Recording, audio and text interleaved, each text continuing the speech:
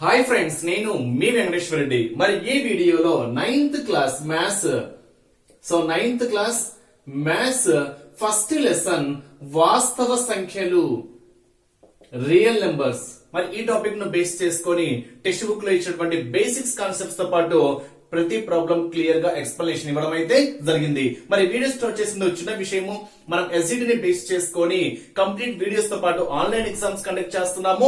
ఎవరికైనా విల్లింగ్ ఉంటే నా నెంబర్ కి కాల్ ఆ మెసేజ్ చేయగలరు. 8341949272 8341949272 కంప్లీట్ వీడియోస్ తో పాటు ఆన్లైన్ ఎగ్జామ్స్ కండక్ట్ చేయడం అయితే జరుగుతుంది. So ninth class APTS common syllabus, Andhra Pradesh Telangana ఇద్దరికి యూజ్ అయ్యేటువంటి నైన్త్ క్లాస్ సిలబస్. మరి వాస్తవ సంఖ్యలు, రియల్ నెంబర్స్ అంటే ఏంటి? మరి ఆ రియల్ నెంబర్స్ చెప్పుకునే ముందు ఫస్ట్ న్యాచురల్ నెంబర్స్, అసలు సహజ సంఖ్యలు అంటే ఏంటి?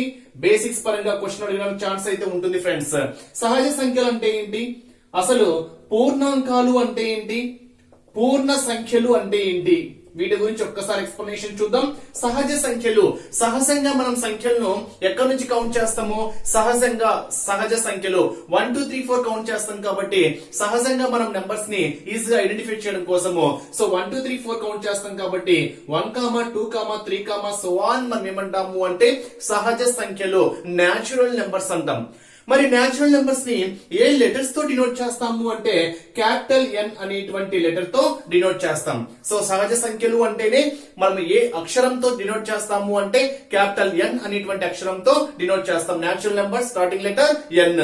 మరి ఎక్కడి నుంచి స్టార్ట్ అవుతాయి? 1 నుంచి స్టార్ట్ అవుతాయి కాబట్టి అతి చిన్న సహజ సంఖ్య మనకి ఏమవుతుంది అంటే 1 అవుతుంది.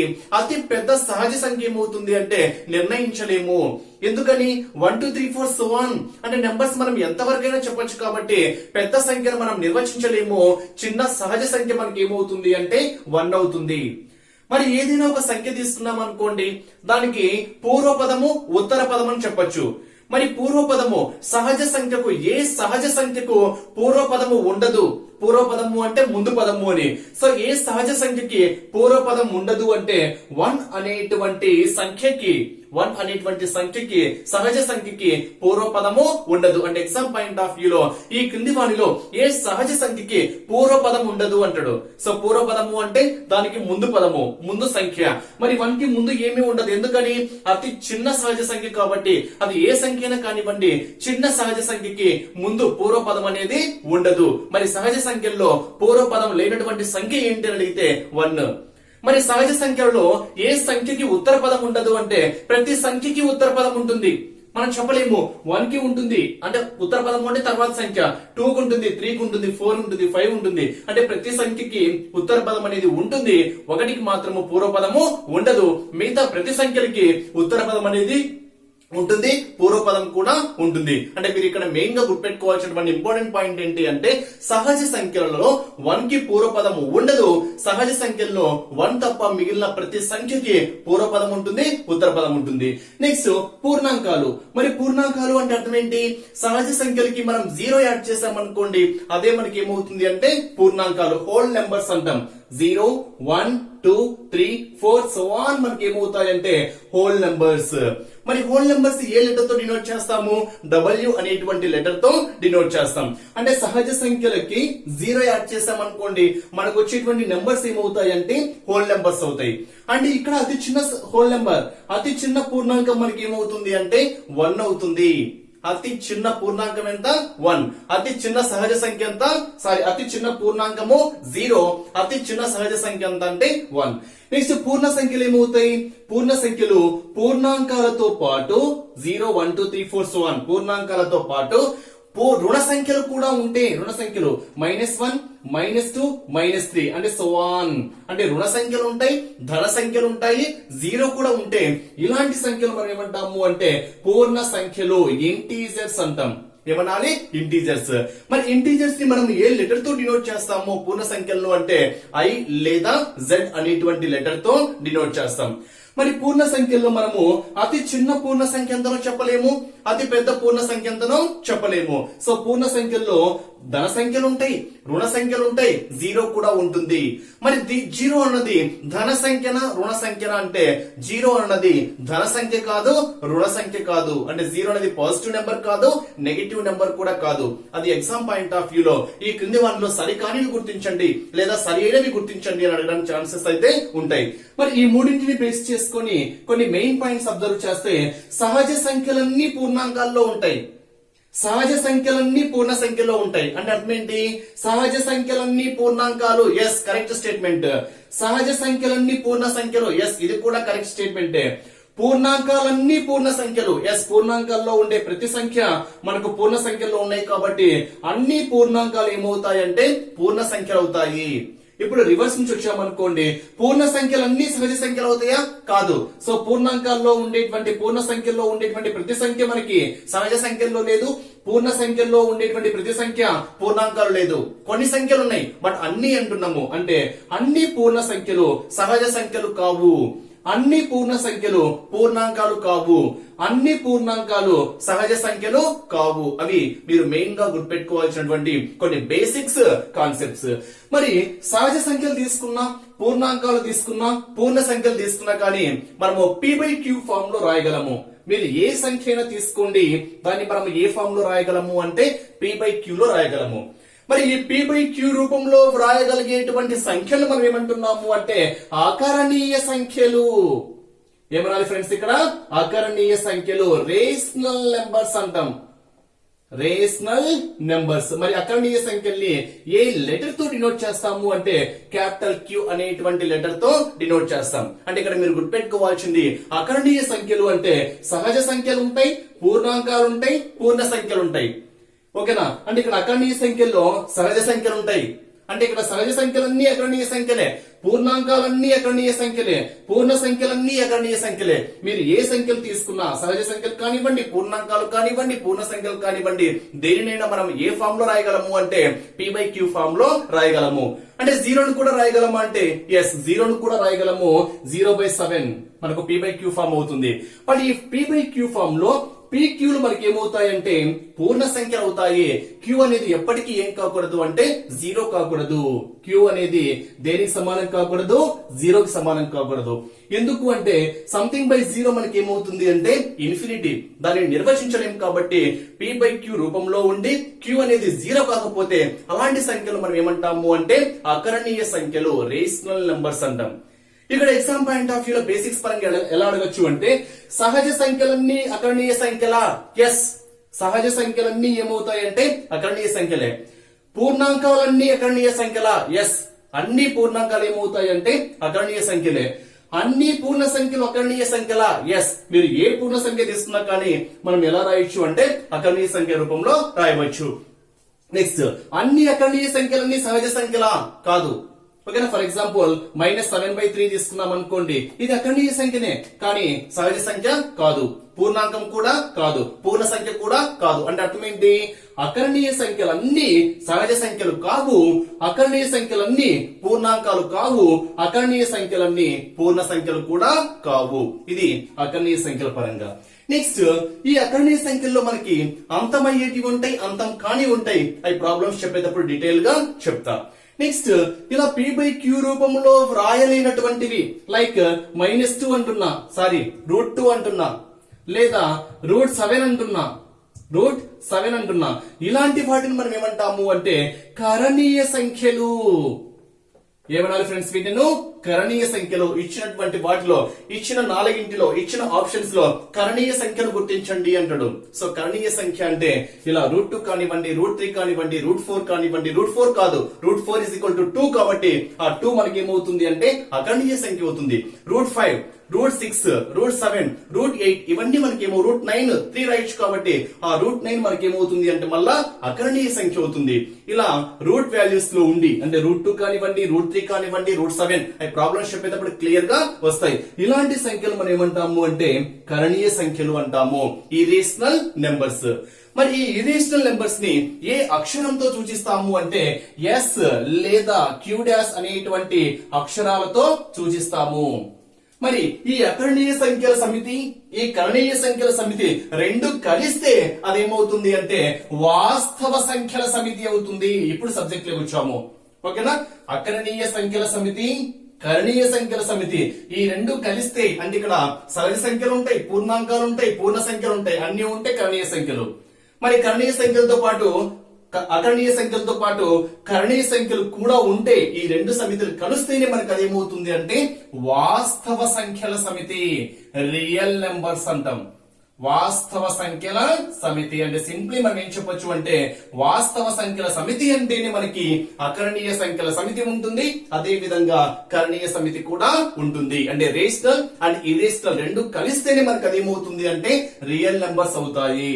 మరి ఈ రియల్ నెంబర్స్ ని ఏ అక్షరంతో సూచిస్తాము అంటే ఆర్ అనేటువంటి అక్షరంతో సూచిస్తాము. అబ్జర్వ్ చేస్తే మరి టెక్స్ట్ బుక్ లో ఇచ్చినటువంటి క్వశ్చన్ పరంగా ఈ క్రింది వాళ్ళను సరి అయినది గుర్తించండి లేదా సరి అయినది గుర్తించండి అని చేసి ఇక్కడ 3 స్టేట్మెంట్స్ ఇవ్వడం జరిగింది. ఈ క్రింది వాణిలో సరి అయినది లేదా సరి అయినవి.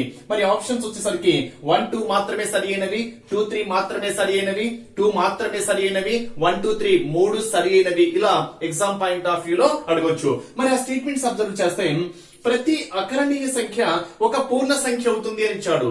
మరి అకరణీయ సంఖ్య అంటే ఇందాక చెప్పాను అంటే సహజ సంఖ్యలన్నీ అకరణీయ సంఖ్యలే, పూర్ణాంకాలన్నీ అకరణీయ సంఖ్యలే, పూర్ణ సంఖ్యలన్నీ అకరణీయ సంఖ్యలే. మరి అకరణీయ సంఖ్యల పరంగా వచ్చేసరికి ప్రతి అకరణీయ సంఖ్య పూర్ణాంకం అవుతుందా, పూర్ణ సంఖ్య అవుతుందా, సహజ సంఖ్య అవుతుందా అంటే ప్రతి అకరణీయ సంఖ్య పూర్ణ సంఖ్య కాదు, పూర్ణాంకం కాదు, సహజ సంఖ్య కాదు. అంటే ఇక్కడ ప్రతి అకరణీయ సంఖ్య ఒక పూర్ణ సంఖ్య అని ఇచ్చాడు కాబట్టి మనకి ఇదేమవుతుంది ఫాల్స్ స్టేట్మెంట్ అవుతుంది. ప్రతి అకరణీయ సంఖ్య మనకు పూర్ణ సంఖ్య అయితే కాదు. అంటే ఫర్ ఎగ్జాంపుల్ 2/3 తీసుకున్నాం అనుకోండి, 2/3 ఎస్ రేషనల్ నెంబర్ అకరణీయ సంఖ్యనే, కానీ ఇది పూర్ణ సంఖ్య అవుతుందా కాదు. అంటే ప్రతి అకరణీయ సంఖ్య పూర్ణ సంఖ్య అయితే కాదు. So first statement false. Next ప్రతి పూర్ణ సంఖ్య ఒక అకరణీయ సంఖ్య అని ఇచ్చాడు. పూర్ణ సంఖ్య అంటే ఇంటీజర్స్, నువ్వు ఏ ఇంటీజర్ అయినా తీసుకో, లైక్ 4 p/q రాయొచ్చు, 4/1 -1 ఎస్ -5/1, 0 కూడా పూర్ణ సంఖ్యనే, 0 కూడా 0/7 ఇది కూడా అకరణీయ సంఖ్య.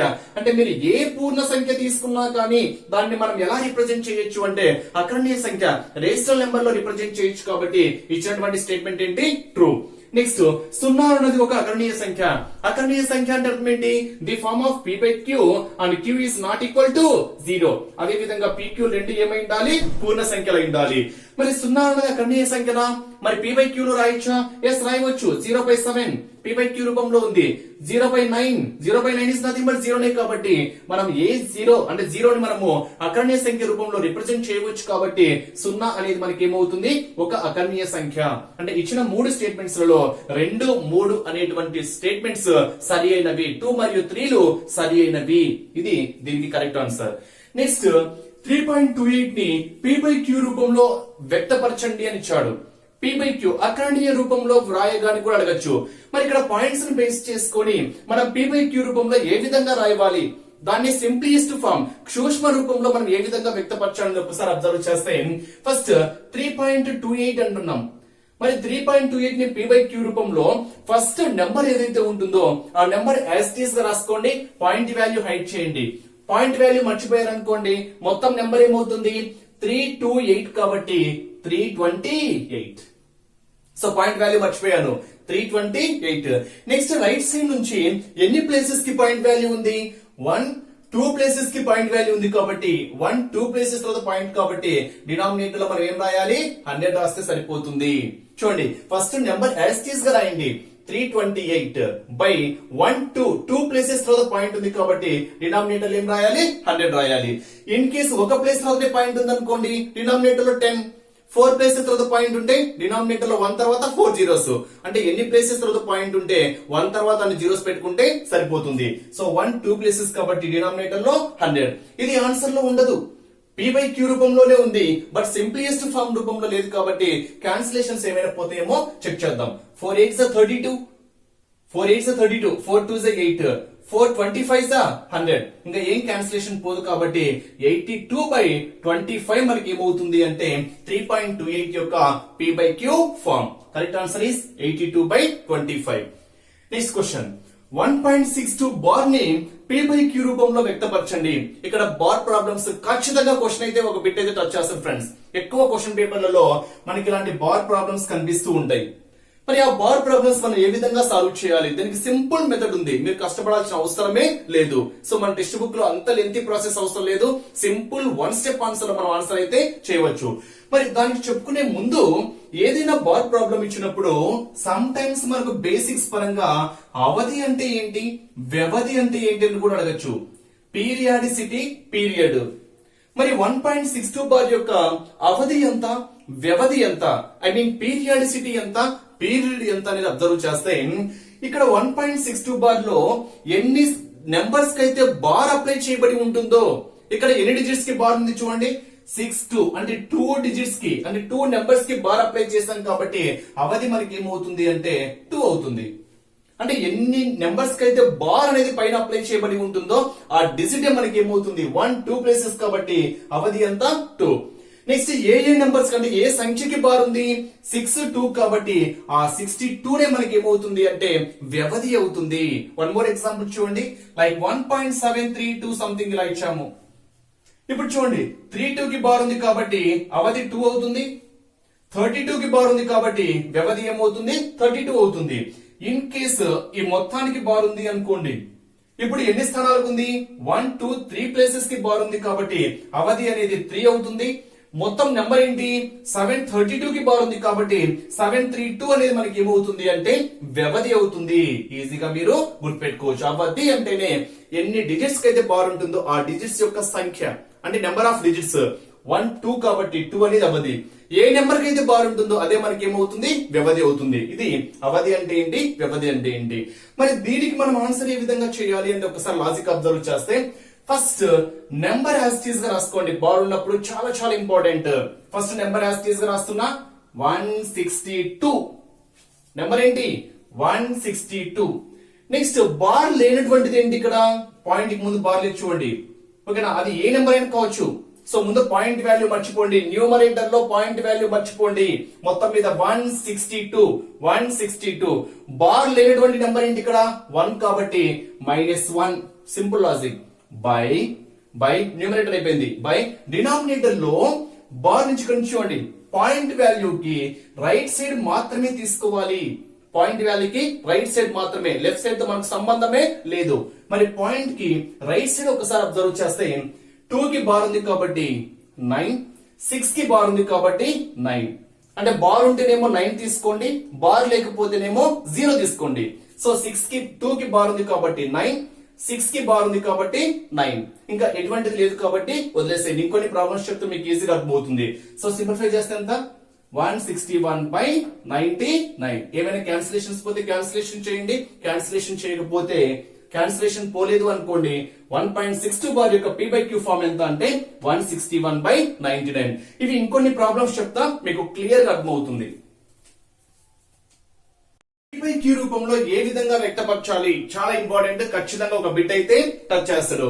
మరి వీటిని చెప్పుకునే ముందు ఫస్ట్ అంతం లేని ఆవర్తిత దశాంశం అంటే ఏంటి, అంతమయ్యే ఆవర్తిత దశాంశం ఏంటి అంటే అర్థం ఏంటి అంటే ఈ క్రింది వానిలో అంతం లేని ఆవర్తిత దశాంశాన్ని గుర్తించండి అంటాడు. ఫర్ ఎగ్జాంపుల్ నేను 1/2 1/3 తీసుకుంటున్నా, రెండు అకరణీయ సంఖ్యలే, ఓకేనా. 1/2 1/3. మరి 1/2 ని మనము దశాంశ రూపంలో వ్యక్తపరచాము అనుకోండి, 1/2 ను 1 ని 2 తో డివైడ్ చేస్తున్నా పోదు కాబట్టి 0, 2 5 10 ఎంత వస్తుంది 0.5 వస్తుంది. సో ఎగ్జాక్ట్ గా మనం దీనికి రిజల్ట్ ఏం చెప్పొచ్చు 0.5. అంటే అక్కడ ప్రాసెస్ అయిపోయింది కాబట్టి 1/2 మనకి ఏమవుతుంది అంటే అంతమయ్యే ఆవర్తిత దశాంశము. అంటే అంతమైంది, ప్రాసెస్ అయిపోయింది కాబట్టి 1/2 మనకి ఏమవుతుంది అంటే అంతమయ్యే ఆవర్తిత దశాంశము. అదే 1/3 మనం అబ్జర్వ్ చేసామనుకోండి, 1 ని 3 తో డివైడ్ చేస్తున్నా, సో పోదు కాబట్టి 0.0, 3 3s 9, అగైన్ 1 0, 3 3s 9, అగైన్ 1 0, 3 3. ఇలా ప్రాసెస్ ఎంత సేపు చేసినా కానీ మనకు ఆన్సర్ ఏమవుతుంది 0.3333 సంథింగ్ అలా వస్తూనే ఉంటుంది.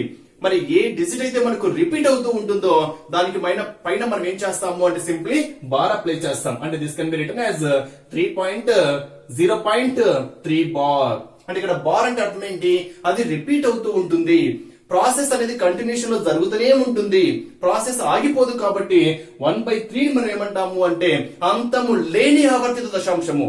అంటే ప్రాసెస్ ఎప్పటికీ అయిపోదు, నువ్వు చేస్తూ ఉంటే 0.333 ఇలా వస్తూనే ఉంటుంది. కాబట్టి దీనికి అంతం లేదు. కాబట్టి ఈ 1/3 మనకి ఏమవుతుంది అంటే అంతము లేని ఆవర్తిత దశాంశము. ఓకేనా, ఇది గుర్తుపెట్టుకోవాలి. అంటే బార్ అంటే అర్థం ఏంటి, ఆ డిజిట్ రిపీట్ అవుతూ ఉంటుందని. ఇక్కడ చూడండి 0.5 బార్ అంటే 0.5555 something, 3.8 bar 3.8888 something, 0.36 bar 0.363636 something, 3.127 bar 3.127777. అంటే ఏదైతే బార్ ఉంటుందో అది రిపీట్ అవుతూ ఉంటుంది. ఆ రిపీట్ అనే దానికి మనం సింపుల్ ఏం చేస్తామో బార్ అప్లై చేయడం అయితే జరుగుతుంది. మరి వీటిని P/Q రూపంలో ఏ విధంగా వ్యక్తపరచాలి, సింపుల్ లాజిక్ కింద ఒక ప్రాబ్లం చెప్పాను. ఇప్పుడు మీకు చాలా క్లారిటీగా అర్థమవుతుంది. ఫస్ట్ ఏం చెప్పాను, నెంబర్ యాజ్ ఇట్ ఈస్ గా రాసుకోండి 05. So 5 05 is nothing but 5 minus bar లేనటువంటిది ఏంటి 0, మొత్తం మీద బార్ లేనటువంటిది ఏంటి 0 బై పాయింట్ కి రైట్ సైడ్ లో ఎన్ని ప్లేసెస్ ఉన్నాయి, ఒక్క ప్లేసే ఉంది. ఆ ఒక్క ప్లేస్ కూడా బార్ ఉంది కాబట్టి 0. అంటే బార్ ఉంటే 0 తీసుకోవాలి, బార్ లేకుంటే బార్ ఉంటే 9 తీసుకోవాలి, బార్ లేకపోతే 0 తీసుకోవాలి.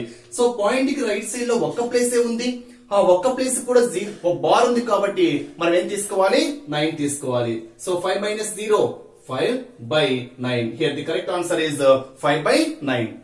నెక్స్ట్ 3.8 బార్, మొత్తం నెంబర్ ఎంత 38 మైనస్ బార్ లేనటువంటిది ఏంటి ఇక్కడ 3 బై పాయింట్ కి రైట్ సైడ్ ఎన్ని ప్లేసెస్ ఉన్నాయి, ఒక్క ప్లేసే ఉంది. ఆ ఒక్క ప్లేస్ కూడా బార్ ఉంది కాబట్టి బార్ ఉంటే మనం ఏం తీసుకోవాలి 9 తీసుకోవాలి. 38 minus 3 that is 35/9. Here the correct answer is 35/9. ఏమైనా సింప్లిఫికేషన్స్ పోతే సింప్లిఫై కూడా చేయాలి.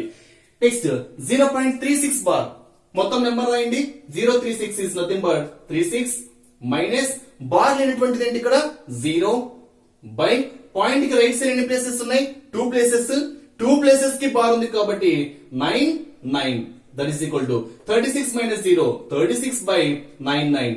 సో 4 తో పోతుందా, 4 9s are 36, 9 తోనే పోతుంది చూడండి, 9 4s are 36, 9 11s are. Here the correct answer is 4/11. So answer ఏమవుతుంది 4/11. Next one 3.127 bar, first number ఎంత 3.127 బార్ లేనటువంటిది ఏంటి మైనస్ 312 కి బార్ లేదు, మొత్తం మీద 312 కి బార్ లేదు కాబట్టి మైనస్ 312 బై పాయింట్ కి రైట్ సైడ్ లో మొత్తం ఎన్ని ప్లేసెస్ 3 ప్లేసెస్. మరి ఆ 3 ప్లేసెస్ లో 7 కి బార్ ఉంది కాబట్టి 9, 2 కి బార్ లేదు కాబట్టి 0, 1 కి బార్ లేదు కాబట్టి 0. సో మనకు ఆన్సర్ ఏమవుతుంది 3127 మైనస్ 312/900. సో దీన్ని సింప్లిఫై చేయగా వచ్చినటువంటి ఆన్సర్ మనకి ఏమవుతుంది అంటే P/Q ఫార్మ్. ఇది మనకు అంతం లేని ఆవర్తిత దశాంశాలను ఏ విధంగా P/Q రూపంలోకి మార్చాలి. అదే అవధి వ్యవధి చెప్పాను కదా, అవధి ఎంత 1, వ్యవధి 5, అవధి 1 ఒకదానికి బార్ ఉంది కాబట్టి, వ్యవధి 8 కి బార్ ఉంది కాబట్టి, అవధి 2 ప్లేసెస్ ఉంది కాబట్టి అవధి 2, వ్యవధి 3 6, అవధి 1, వ్యవధి ఎంత 7, అది పీరియాడిసిటీ పీరియడ్. నెక్స్ట్ మరి దశాంశాలు ఇచ్చినప్పుడు P/Q రూపంలో మనం ఏ విధంగా వ్యక్తపరచాలి 0.36. So first simple logic friends, ఓకేనా, నాన్ మ్యాథమెటిక్స్ వాళ్ళకి ఈజీగా అర్థమవుతుంది. ఫస్ట్ నెంబర్ రాయండి 036 అంటే 36 బై పాయింట్ ఎన్ని స్థానాలు చూడండి, పాయింట్ కి రైట్ సైడ్ ఎన్ని ప్లేసెస్ ఉన్నాయి 2 ప్లేసెస్ ఉన్నాయి. అంటే పాయింట్ ఎన్ని ప్లేసెస్ తర్వాత పాయింట్ ఉంది 1, 2 ప్లేసెస్ తర్వాత పాయింట్ ఉంది కాబట్టి డినామినేటర్ ఏం చేయాలి 100 రాసుకోవాలి. So simplification 4 9s are 36, 4 25s are. Here the correct answer is 9/25. Next number as it is గా రాయండి 154 బై ఎన్ని ప్లేసెస్ తర్వాత పాయింట్ ఉంది 1 ప్లేస్ తర్వాత పాయింట్ ఉంది కాబట్టి డినామినేటర్ ఏం చేయాలి 10. సో సింప్లిఫై చేస్తే 2 తో పోతుంది, 2 7s are 14, 2 7s are 14, 2 5s are 10. Here the correct answer is 77/5. Next number as it is గా రాయండి 1025 బై ఎన్ని ప్లేసెస్ తర్వాత పాయింట్ ఉంది 1, 2 ప్లేసెస్ తర్వాత పాయింట్ ఉంది కాబట్టి డినామినేటర్ లో 100. సో క్యాన్సిలేషన్ 5 2s are 10, 0 పోదు కాబట్టి 0, 2 పోదు కాబట్టి 0, again 2 5 5 5s are 25, 5 2s are 10, 0, again 5 తో 5 4s are 20, 5 1s are 5 4s are 20. Here the correct answer is 41/4. Next 3.25 ఎంత రాయొచ్చు 325 by 2 ప్లేసెస్ తర్వాత పాయింట్ కాబట్టి డినామినేటర్ లో 100. సో 5 తో క్యాన్సిలేషన్ 5 6 30 2 ఉంటుంది 5 5 25 by 5 2 10 0 again 5 తో 5 1 5 5 3 15 5 4 20. So answer is 13/4. ఇవి మనము p/q రూపంలో ఏ విధంగా వ్యక్తపరచాలి. మరి ఇక్కడ చూడండి 4 into root 81 కాదు, ఇది 4th root of 81. కన్ఫ్యూజ్ కావద్దు ఫ్రెండ్స్, ఓకేనా. మనకు 4 into అంటే ఇలా ఉంటుంది, 4 into root 81 ఇలా ఉంటుంది. ఇది 4 into కాదు, 4th root of 81. ఇక్కడ కొన్ని ఘాతాంక న్యాయాలు మనం అప్లై చేయాలి. కొన్ని ఫార్ములాస్ తెలిస్తే మనం ఇలాంటి ప్రాబ్లమ్స్ మనం ఈజీగా సాల్వ్ చేయవచ్చు. అంటే అర్థం ఏంటి అంటే ఇక్కడ మీకు nth root of a అనుకోండి. nth root of a అంటే ఫార్ములా ఏమవుతుంది, a పవర్, ఇక్కడ nth root of అంటే అది మనకు పవర్ 1/n అవుతుంది. ఓకేనా. nth root of a అంటే a పవర్ 1/n. అంటే ఇక్కడ nth root of that is 4 అయితే 1/4 అవుతుంది. క్యూబ్ రూట్ ఆఫ్ పవర్ 1/3 అవుతుంది. స్క్వేర్ అనుకోండి, స్క్వేర్ రూట్ ఆఫ్ ఉంది అనుకోండి, హోల్ పవర్ 1/2 అవుతుంది. అది మీకు ఘాతాంక న్యాయాలలో ఒక ఫార్ములా. ఇవన్నీ ఫార్ములాస్ మళ్ళీ ఎందుకు చెప్పలేదు అంటే 8th క్లాస్ లో ఆల్రెడీ క్లియర్ గా చెప్పాము.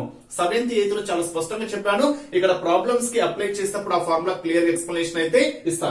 ఇప్పుడు చూడండి 4th root of 81 ఏం రాసుకోవచ్చు, 81 పవర్ 1/4. సో మీకు మ్యాథ్స్ పర్ఫెక్ట్ గా వచ్చింది అనుకోండి, మనం దాన్ని అలా అంత రాసుకోవాల్సిన అవసరం కూడా లేదు. 81 9 9s 81, 9 ఏంటి మళ్ళీ 3 స్క్వేర్ కాబట్టి 81 సింపుల్ గా మనం 3/4 రాయొచ్చు. 4 4 క్యాన్సిల్ అయితే ఇక్కడ 3 వచ్చేస్తుంది. ఓకేనా. మ్యాథ్స్ పర్ఫెక్ట్ గా వస్తే బై ప్రాక్టీస్ వల్ల వచ్చేస్తుంది. Minus 8 into cube root of అని ఇచ్చాడు. క్యూబ్ రూట్ ఆఫ్ అంటే అర్థం ఏంటి, 343 హోల్ పవర్ 1/3 అని.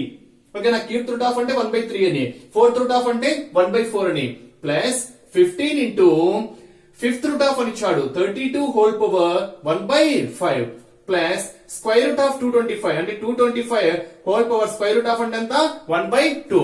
సో దీనికి ఇంత ప్రాసెస్ కూడా అవసరం లేదు. మళ్ళీ చెప్తున్నా ఫ్రెండ్స్, సింపుల్ ఆన్సర్. ఓకేనా.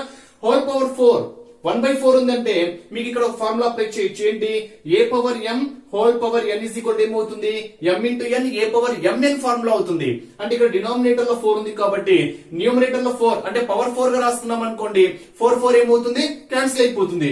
మరి 81 ని పవర్ 4 గా ఏం రాయొచ్చు, 3/4 రాయొచ్చా. 3/4 3 3s 9 9 3s 27 27 3s 81 సరిపోయింది. కాబట్టి 81 మనకి ఏమవుతుంది 3/4 హోల్ పవర్ 1/4. సో 4 1s 4 4/4 4 4 ఏమవుతుంది, క్యాన్సిల్ అయిపోతుంది. అంటే సింప్లీ 4th root of 81 అంటే 81 దేనికి పవర్ 4 గా రాయొచ్చు అంటే 3/4 గా రాయొచ్చు. కాబట్టి 4 4 క్యాన్సిల్ అయితే ఏమొస్తుంది, 3 వచ్చేస్తుంది. మైనస్ 8 ఇంటూ 1/3 ఉంది అంటే క్యూబ్ రూట్ ఆఫ్ దేని యొక్క క్యూబ్ రూట్ ఆఫ్ 343 దేనికి 7 క్యూబ్ 7 7s 49 49 7s 343 అంటే స్క్వేర్స్ క్యూబ్స్ పర్ఫెక్ట్ గా వస్తే చాలు. So 343 7 cube whole power 1/3 3 3 cancel plus 15 into 32 power 5 గా రాయాలి. 2/5 32 2/5 2 5 టైమ్స్ మల్టిప్లై చేయండి 32 వస్తుంది. 2/5 whole power 1/5 here 5 5 cancel. Square root of 225 మనకు తెలిసిందే.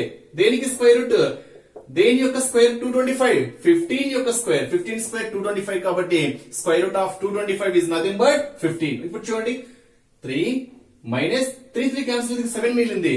8 7s 756 ప్లస్ ఇక్కడ ఆల్రెడీ 2 ఉంది 15 2s 30 ప్లస్ 15. ఒక్కసారి ఫస్ట్ సమ్ చేయండి, వచ్చిందని సబ్ట్రాక్ట్ చేయండి. 30 40 45 48 48 మైనస్ 56. సో గ్రేటర్ వాల్యూకి మైనస్ ఉంది కాబట్టి మైనస్ వస్తుంది. 56 లో నుంచి 48 సబ్ట్రాక్ట్ చేస్తే ఎంత 8. Here the correct answer is 8. అంటే ఇక్కడ మీరు కొన్ని ఫార్ములాస్ అప్లై చేయాలి అంటే ఎలా చెప్పుకోవచ్చు అంటే x రూట్ ఆఫ్ n అని చెప్పామనుకోండి, లేదా nth root of x nth root of x ఏం చెప్పొచ్చు, x హోల్ పవర్ 1/n. ఓకేనా. Next a power m whole power n ఏం ఫార్ములా, a పవర్ ఈ రెండు మల్టిప్లై చేయాలి, m ఇంటూ n mn అని చెప్పొచ్చు. In case a power m into b power m bases వేరువేరుగా ఉండి పవర్స్ సేమ్ అయినాయి అనుకోండి, a into b ab whole power m అని చెప్పొచ్చు. ఓకేనా. ఇలాంటి కొన్ని ఐడెంటిటీస్ మీకు మైండ్ లో ఫిక్స్ కావాలి. ఓకేనా. ఇవన్నీ క్లియర్ 7th లో చెప్పాను కాబట్టి డైరెక్ట్ ప్రాబ్లమ్స్ లోకి వెళ్ళిపోయా. నెక్స్ట్ 64 పవర్ 1/6 పవర్ 6 లో ఉంది. దేని పవర్ 6 గా రాసుకోవచ్చు. సో ఫస్ట్ 84 ను డైరెక్ట్ చేస్తున్నా. 84 దేనికి స్క్వేర్ 8 స్క్వేర్ 8 స్క్వేర్ మళ్ళీ 8 ఏం రాసుకోవచ్చు 2 క్యూబ్ రాసుకోవచ్చు. అంటే మొత్తం మీద 2 పవర్ 6 2 ఇంటూ 2 ఇంటూ 2 8 8 8 64. సో మొత్తం మీద 64 ఏం రాసుకోవచ్చు 2 పవర్ 6 హోల్ పవర్ 1/6 6 6 క్యాన్సిల్ అయితే here the correct answer is 2.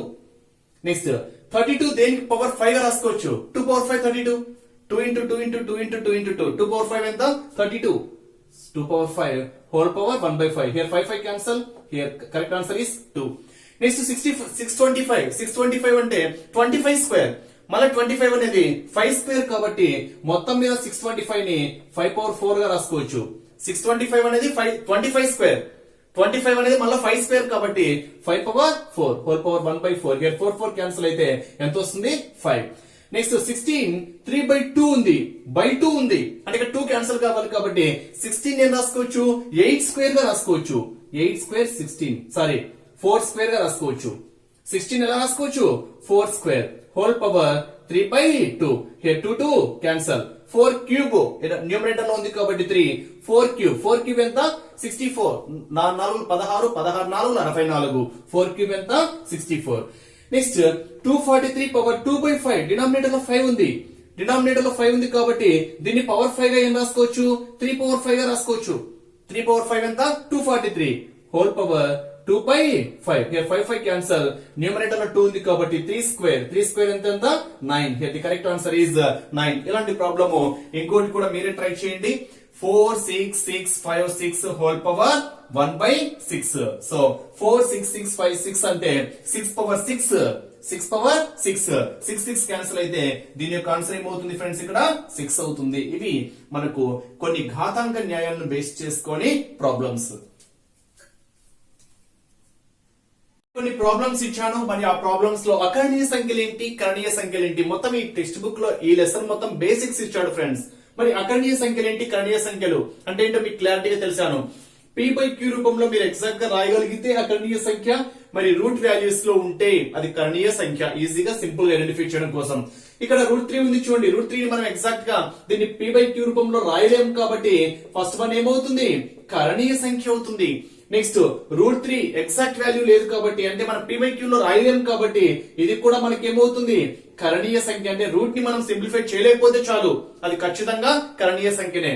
Next దీన్ని √2 - 2 హోల్ స్క్వేర్ ఉంది అంటే a - b whole square expansion కదా. a - b whole square formula ఏంటి a - b whole square is equal to a² + b² - 2ab ఇది formula.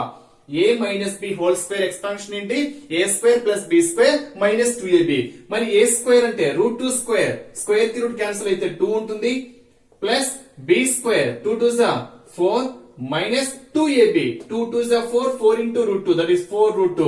ఇక్కడ కూడా root value వచ్చింది కాబట్టి 2 + 4 6 6 minus 4 √2 దీనికి ఆన్సర్ 6 minus 4 √2. ఇక్కడ రూట్ వాల్యూ ఉంది కాబట్టి ఇది కూడా మనకి ఏమవుతుంది కరణీయ సంఖ్య అవుతుంది.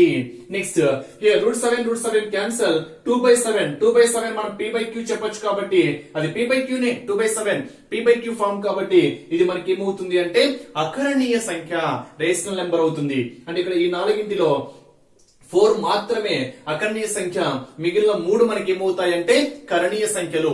ఎందుకు చెప్తున్నాను బేసిక్స్ అంటే ఈ క్రింది వానిలో అకరణీయ సంఖ్యను గుర్తించండి అంటాడు, లేదా ఈ క్రింది వానిలో కరణీయ సంఖ్యను గుర్తించండి అని అడగడానికి ఛాన్స్ ఉంటుంది కాబట్టి మరి ప్రాబ్లమ్స్ ఎక్స్ప్లెనేషన్ ఇవ్వడం అయితే జరుగుతుంది. మరి 2π ఇది చాలా కన్ఫ్యూజ్ అయ్యేటువంటి క్వశ్చన్. పై వాల్యూ ఎప్పటికీ 3.145 సంథింగ్ సో ఆన్ కాబట్టి దీనికి అంతం లేదు కాబట్టి అంతము లేని ఆవర్తిత అంతము లేని దశాంశం కూడా మనకి ఏమవుతుంది అంటే కరణీయమే కాబట్టి 2π కూడా మనకి ఏమవుతుంది కరణీయ సంఖ్య అవుతుంది. ఓకేనా. అంటే మనం ఇక్కడ 2π పై వాల్యూ ఎంత 22/7 3.141 సంథింగ్. అంటే మీరు అడగచ్చు పై అంటే 22/7 కదా, అది p/q రూపంలో రాయగలం కదా అని 3.1415 సంథింగ్ సో ఆన్. సో మనకు చాలా వాల్యూస్ ఉంటాయి కాబట్టి 2π కూడా మనకి ఏమవుతుంది కరణీయ సంఖ్య. నెక్స్ట్ 1/√3 ఉంది కాబట్టి ఇది కూడా మనకి ఏమవుతుంది కరణీయ సంఖ్య. 2 + √2 into 2 - √2 ఇక్కడ ప్లస్ ఇక్కడ మైనస్ అంటే ఏ ఫార్ములా ఇది a + b into a - b formula. మరి a + b into a - b formula ఏంటి a² - b². So 2² 4 minus root 2 into root 2 2 root 2 whole square ఉన్నప్పుడు స్క్వేర్ కి రూట్ క్యాన్సిల్ అయిపోతే 2 4 మైనస్ 2 ఎంత 2. సో ఇక్కడ మనకి 7th వన్ ఆన్సర్ 2 వచ్చింది కాబట్టి ఇది మనకి ఏమవుతుంది ఆకరణీయ సంఖ్య. ఆకరణీయ సంఖ్య ఎందుకని 2 ను మనం p/q రూపంలో రాయవచ్చు, 2/1 రాయొచ్చు కాబట్టి 7th వన్ మనకి ఏమవుతుంది అకరణీయ సంఖ్య. ఇక్కడ 4th వన్ కూడా అకరణీయ సంఖ్య. Next route 27. రూట్ 27 మనం ఏమన్నా సింప్లిఫై చేయగలమా? 9 3s 27. 9 ను మళ్ళా రూట్ 9 3 రాసుకోవచ్చు, అంటే సింపుల్ గా 3 రూట్ 3 అవుతుంది. 27 అంటే ఏం రాసుకోవచ్చు 9 3s 27. 9 3s రూట్ 9 అంటే 3 రూట్ 3 3 రూట్ 3 అక్కడ రూట్ వాల్యూ ఉంది కాబట్టి ఈ రూట్ 27 కూడా మనకి ఏమవుతుంది అంటే కరణీయ సంఖ్య అవుతుంది. అదే సింప్లిఫై చేసేది ఉందనుకోండి, ఫర్ ఎగ్జాంపుల్ రూట్ 441 ఉందనుకోండి, రూట్ 441 దేనికి 21 స్క్వేర్. సో 21 మనకు p/q కాబట్టి ఇక్కడ రూట్ 441 మనకి ఏమవుతుంది అంటే అకరణీయ సంఖ్య అవుతుంది. Next one 2 plus root 3 into 2 minus root 3 a plus b into a minus b formula ఏంటి a square minus b square. So 2 square 4 minus root 3 square 3 4 minus 3 1 అనేది అకరణీయ సంఖ్య కాబట్టి 9th ప్రాబ్లం కూడా మనకి ఏమవుతుంది అంటే అకరణీయ సంఖ్య. Next root 5 plus root 2 whole square a plus b whole square formula a plus b whole square formula ఏమవుతుంది a square plus b square plus 2ab అవుతుంది. సో a square అంటే రూట్ 5 స్క్వేర్ 5 అవుతుంది, b square root 2 square square root cancel అయితే 2 వస్తుంది, plus 2ab root 5 into root 2 into root 5 that is root 10 అంటే root value ఉంది కాబట్టి 9th one కూడా మనకి ఏమవుతుంది కరణీయ సంఖ్య. Next root 5 minus root 2 into root 5 minus root 2 అంటే plus a minus b into a plus b same a square minus b square root 5 square 5 అవుతుంది, మైనస్ రూట్ 2 స్క్వేర్ 2 అవుతుంది, 5 మైనస్ 2 ఎంత 3. సో 3 అనేది అకరణీయ సంఖ్య కాబట్టి 11th వన్ కూడా మనకి ఏమవుతుంది అకరణీయ సంఖ్య. అంటే ఓవరాల్ గా 4th వన్ అకరణీయ సంఖ్య, 7th వన్ అకరణీయ సంఖ్య, 9th వన్ అకరణీయ సంఖ్య, 11th వన్ అకరణీయ సంఖ్య. మిగిలినవన్నీ మనకి ఏమవుతాయంటే కరణీయ సంఖ్యలు.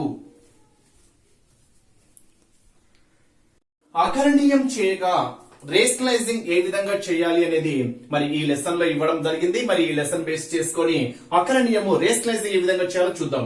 ఇక్కడ 1/7 + 4√3 హారాన్ని అకరణీయం చేయండి అని ఇచ్చాడు. సో సింప్లిఫై చేస్తే మనకి ఏమొస్తుంది, అసలు అకరణీయం చేయడము అంటే అర్థం ఏంటి అంటే ఇక్కడ ప్లస్ ఉంటేనేమో మైనస్ తో చేయాలి, మైనస్ ఉంటేనేమో ప్లస్ చేయాలి, న్యూమరేటర్ డినామినేటర్ రెండింటికి తీసుకోవాలి. అంటే అర్థం ఏంటి అంటే 1/7 + 4√3 యాస్టీస్ గా రాసుకున్నా ఇంటూ ఇక్కడ యాస్టీస్ గా రాసుకొని ఇంటూ హారాన్ని అకరణీయం చేయాలి. హారాన్ని అకరణీయం చేయడం అంటే అర్థం ఏంటి, ఇక్కడ ప్లస్ ఉంది కాబట్టి మైనస్ తీసుకోవాలి. 7 - 4√3/7 - 4√3 అంటే న్యూమరేటర్ డినామినేటర్ సేమ్ తీసుకోవాలి.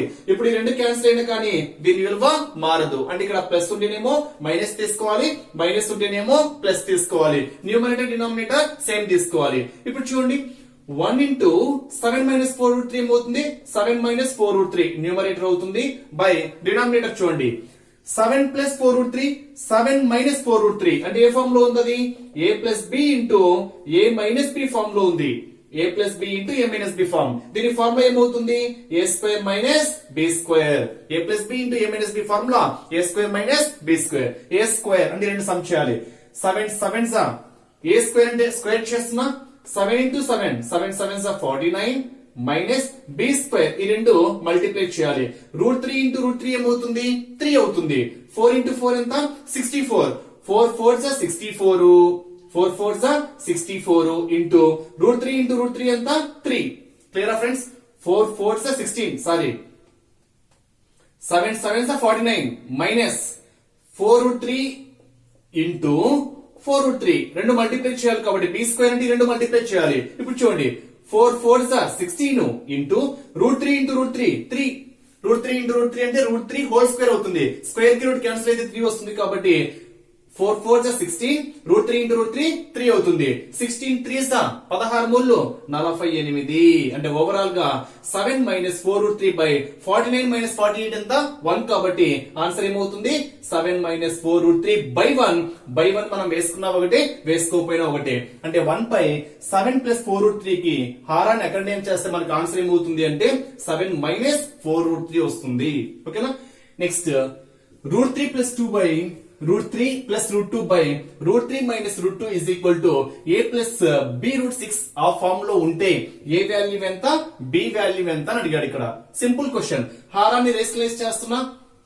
√3 ప్లస్ √2 బై √3 మైనస్ √2 ఇంటూ హారాన్ని రేషనలైజ్ చేస్తున్నా. అక్కడ ఏం చేస్తున్నా, √3 మైనస్ ఉంది కాబట్టి ఏం చేసుకోవాలి, ప్లస్ తీసుకోవాలి, బై √3 ప్లస్ √2. ఇప్పుడు ఒక్కసారి చూడండి, √3 ప్లస్ √2 √3 ప్లస్ √2 న్యూమరేటర్ రెండు సేమ్ కాబట్టి అదే form √3 plus √2 whole square form.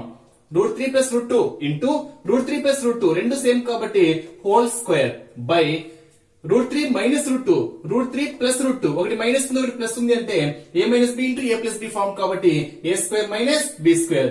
√3 into √3 3 minus √2 into √2 2. మళ్ళీ ఇక్కడ formula a plus b whole square formula ఏంది, a plus b whole square formula ఏంటి, a square plus b square plus 2ab. మరి a square √3 square 2 plus b square √2 square 2 plus sorry √3 square ఎంత 3. a square అంటే √3 square 3 plus b square అంటే √2 square 2 plus 2ab 2 √3 into √2 that is √6 by 3 minus 2 ఎంత 1. So మన denominator లో 1 వేసుకున్నా ఒకటే వేసుకోపోయినా ఒకటే. సో దీన్ని సింప్లిఫై చేస్తే 3 ప్లస్ 2 5 ప్లస్ 2 √6. మరి దీన్ని దేనికి ఈక్వల్ చేయమన్నాడు, a ప్లస్ b √6 కి ఈక్వల్ చేయమన్నాడు. ఇక్కడ చూడండి √6 సేమ్, √6 సేమ్. అప్పుడు b ప్లస్ ఎంత ఉంది 2 ఉంది, a ప్లస్ ఎంత ఉంది 5 ఉంది కాబట్టి here a is equal to ఎంత 5, b వాల్యూ ఎంత 2. సో ఈ ప్రాబ్లం కి a value 5, b is equal ఎంత 2. ఇవి టెక్స్ట్ బుక్ లో ఇచ్చినటువంటి ప్రాబ్లమ్స్.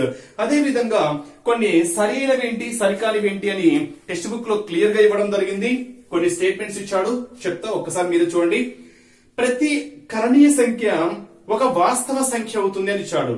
ప్రతి కరణీయ సంఖ్య, మీకు వాస్తవ సంఖ్య అంటే రియల్ నెంబర్ అంటే ఏం చెప్పాను, అకరణీయ సంఖ్య కరణీయ సంఖ్య రెండు ఉంటాయని చెప్పాను కాబట్టి ప్రతి కరణీయ సంఖ్య వాస్తవ సంఖ్య. ఎస్, ఫస్ట్ వన్ ట్రూనే. ప్రతి అకరణీయ సంఖ్య వాస్తవ సంఖ్య. మళ్ళీ చెప్తున్నా, ప్రతి కరణీయ సంఖ్య వాస్తవ సంఖ్యనే, ప్రతి అకరణీయ సంఖ్య కూడా వాస్తవ సంఖ్యనే. సో ప్రతి అకరణీయ సంఖ్య కూడా వాస్తవ సంఖ్య. ఎస్, ఇది కూడా ట్రూనే. ప్రతి వాస్తవ సంఖ్య అకరణీయ సంఖ్య కానవసరం లేదు. ఎస్, ప్రతి వాస్తవ సంఖ్య ఖచ్చితంగా అకరణీయ సంఖ్య కావాలని రూల్ అయితే లేదు, అవ్వచ్చు కాకపోవచ్చు. ఇది కూడా ట్రూనే. n ఒక సంపూర్ణ వర్గము అయితే √n ఒక కరణీయ సంఖ్య కాదు అని ఇచ్చాడు. కరణీయ సంఖ్య కాదు, సంపూర్ణ వర్గము అంటే ఏంటి, ఫర్ ఎగ్జాంపుల్ √25 తీసుకుంటున్నా. √25 సంపూర్ణ వర్గము, ఓకేనా. √25 ఇస్ ఈక్వల్ ఎంత 5. సో క్వశ్చన్ ఏమని ఇచ్చాడు, n ఒక సంపూర్ణ వర్గం అయితే, ఎస్ సంపూర్ణ వర్గం అయితే √n ఒక కరణీయ సంఖ్య కాదు అని ఇచ్చాడు. మరి ఇది కరణీయ సంఖ్య కాదు అని ఇచ్చాడు. సో √25 అనేది మనకి యాక్చువల్ గా n ఒక సంపూర్ణ వర్గం అయితే √n ఒక కరణీయ సంఖ్య కాదు అని ఇచ్చాడు. సో కరణీయ సంఖ్య √n, ఓకేనా, కరణీయ సంఖ్య కాదు. ఎస్, కరణీయ సంఖ్య అయితే కాదు, అదేమవుతుంది మనకు అకరణీయ సంఖ్య అవుతుంది. నెక్స్ట్, ఒక వాస్తవ సంఖ్య, ప్రతి వాస్తవ సంఖ్య ఒక కరణీయ సంఖ్యనే. వాస్తవ సంఖ్యలు కరణీయ సంఖ్యలు అవుతాయా, కాదు. అంటే ప్రతి వాస్తవ సంఖ్యను ఇచ్చాడు. ప్రతి వాస్తవ సంఖ్య నీ ఇష్టం వచ్చింది వాస్తవ సంఖ్య తీసుకో. ఫర్ ఎగ్జాంపుల్ -3, ఎస్ రియల్ నెంబరే, బట్ అది కరణీయ సంఖ్యనా కాదు. అంటే ఇక్కడ క్వశ్చన్ ఏమని ఇచ్చాడు, ప్రతి వాస్తవ సంఖ్య ఒక కరణీయ సంఖ్యనే ఇచ్చాడు కాబట్టి అది మనకి ఏమవుతుంది, ఫాల్స్ అవుతుంది. ఇలా కొన్ని స్టేట్మెంట్స్ ఇచ్చాడు. ఫస్ట్ బేసిక్ చెప్పిన పర్ఫెక్ట్ గా అర్థమైంటే మీకు ఇచ్చినటువంటి స్టేట్మెంట్స్ ట్రూనా ఫాల్సా అనేది మీరు ఈజీగా ఐడెంటిఫై చేయవచ్చు. ఇవి టెక్స్ట్ బుక్ లో ఇచ్చినటువంటి each and every problem clear గా ఎక్స్ప్లెనేషన్ ఇవ్వడం అయితే జరిగింది. బేసిక్స్ చదవండి ఫ్రెండ్స్, మీకు క్లియర్ గా అర్థమవుతుంది.